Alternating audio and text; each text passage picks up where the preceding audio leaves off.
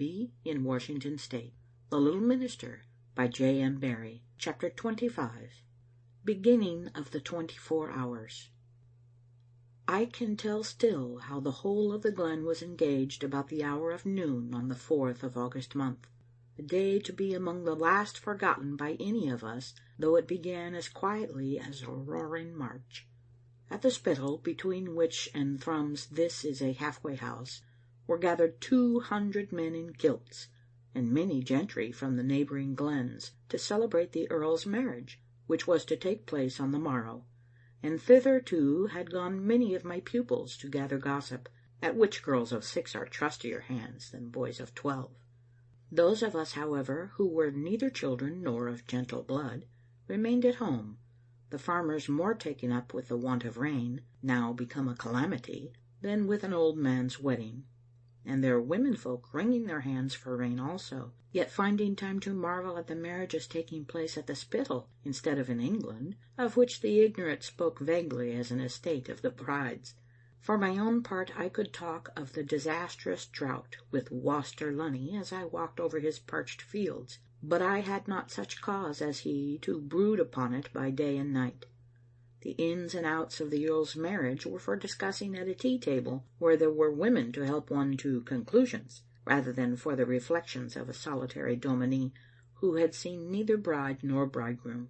So it must be confessed that when I might have been regarding the sky moodily, or at the Spittal, where a free table that day invited all, I was sitting in the schoolhouse, heeling my left boot, on which I have always been a little hard. I made small speed, not through lack of craft, but because one can no more drive in tackets properly than take cities, unless he gives his whole mind to it, and half of mine was at the Auld Licht manse. Since our meeting 6 months earlier on the hill, I had not seen Gavin, but I had heard much of him, and of a kind to trouble me. I saw nothing queer about Mr. Dishart, was Waster Lunny's frequent story, till I hearkened to Elspeth speaking about it to the lasses. For I'm the last man Elspeth would tell onything to, though I'm her man, and syne I minded I had been noticing it for months.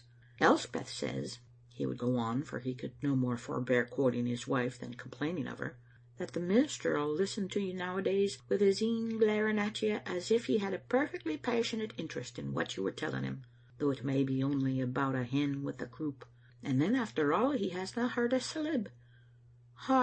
I listened to Elspeth saying that when she thocht I was at the byre, and yet would you believe it, when I says to her after lousing time, I've been noticing of late that the minister loses what a body tells him, all she answers is havers. Tod put a woman's provoking." "I allow," Birse said, "that on the first Sabbath o' the June month, and again on the third Sabbath, he poured out the word grandly, but I've ta'en note this current Sabbath that he's no michty magnificent, he's michty poor. There's something damming up his mind, and when he gets by it he's a roaring water, but when he doesna he's a despisable trickle. The folk thinks it's a woman that's getting in his way, but dinna tell me that about sich a scholar. I tell you he would gang o'er a toon of women like a loaded cart o'er new laid stanes." Wearyworld hobbled after me up the Roods one day, pelting me with remarks, though I was doing my best to get away from him. "Even Rob Dow sees there's something come over the minister," he bawled, "for Rob's fu' ilka Sabbath now. Ay, but this I will say for Mr. Dishart, that he aye gies me a civil word." I thought I had left the policeman behind with this, but next minute he roared, "And whatever is the matter with him, it has made him kindlier to me than ever." He must have taken the short cut through Lunan's close, for at the top of the Roods his voice again made up on me. "Dagone you for a cruel pack to put your fingers to your lugs ilka time I open my mouth." As for Waster Lunny's daughter Easy, who got her schooling free for redding up the schoolhouse and breaking my furniture, she would never have been off the gossip about the minister, for she was her mother in miniature, with a tongue that ran like a pump after the pans are full, not for use, but for the mere pleasure of spilling. On that awful 4th of August, I not only had all this confused talk in my head, but reason for jumping my mind between it and the Egyptian, as if to catch them together unawares, and I was like one who, with the mechanism of a watch jumbled in his hand, could set it going if he had the art. Of the gypsy I knew nothing save what I had seen that night. Yet what more was there to learn? I was aware that she loved Gavin and that he loved her. A moment had shown it to me. Now, with the Auld Lichts, I have the smith's acquaintance with his irons, and so I could not believe that they would suffer their minister to marry a vagrant. Had it not been for this knowledge, which made me fearful for Margaret, I would have done nothing to keep these two young people apart. Some to whom I have said this maintain that the Egyptian turned my head at our first meeting. Such an argument is not perhaps worth controverting. I admit that even now I straighten under the fire of a bright eye, as a pensioner may salute when he sees a young officer. In the shooting season, should I chance to be leaning over my dyke while English sportsmen pass, as is usually the case if I have seen them approaching, I remember naught of them save that they call me she, and in their greetings with whatever, which Waster Lunny takes to be a southern mode of speech. But their ladies dwell pleasantly in my memory, from their engaging faces to the pretty crumpled thing dangling on their arms, that is a hat or a basket, I am seldom sure which. The Egyptian's beauty, therefore, was a gladsome sight to me, and none the less so that I had come upon it as unexpectedly as some men step into a bog. Had she been alone when I met her, I cannot deny that I would have been content to look on her face without caring what was inside it. But she was with her lover, and that lover was Gavin, and so her face was to me as little for admiring as this glen in a thunderstorm, when I know that some fellow creature is lost in the hills.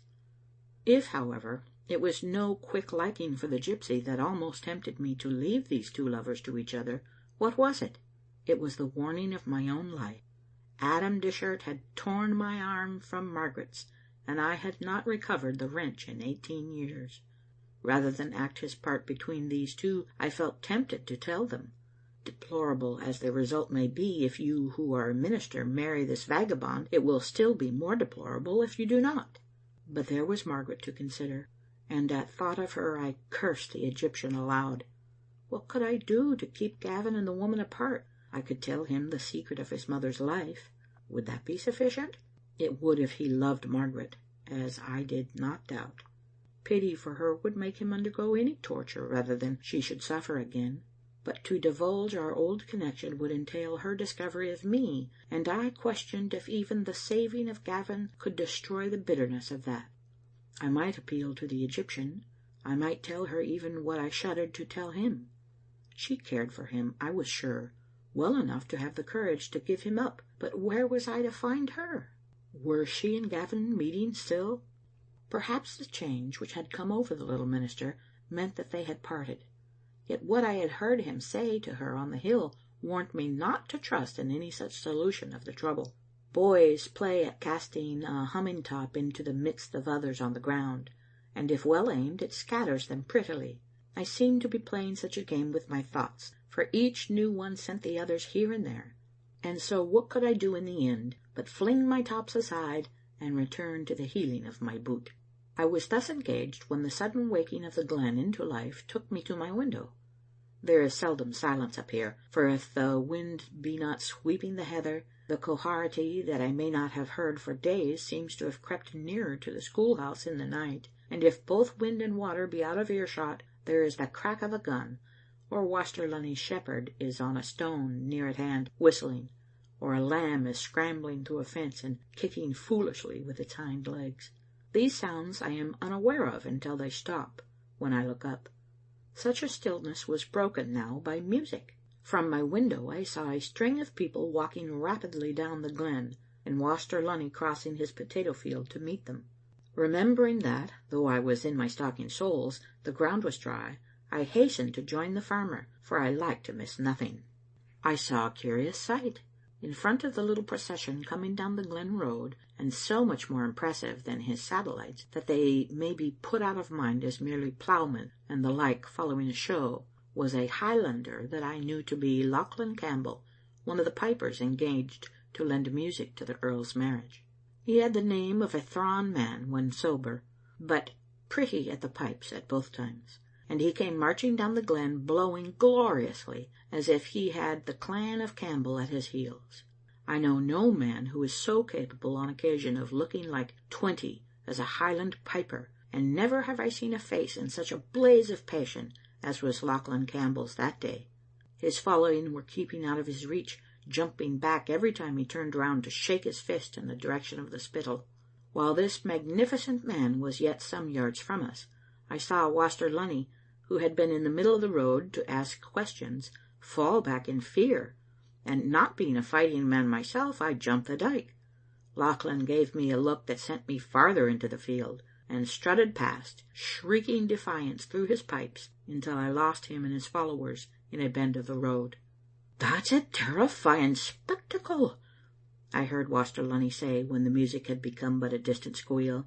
"You're bonny at looping dykes, dominie, when there is a wild bull in front of you.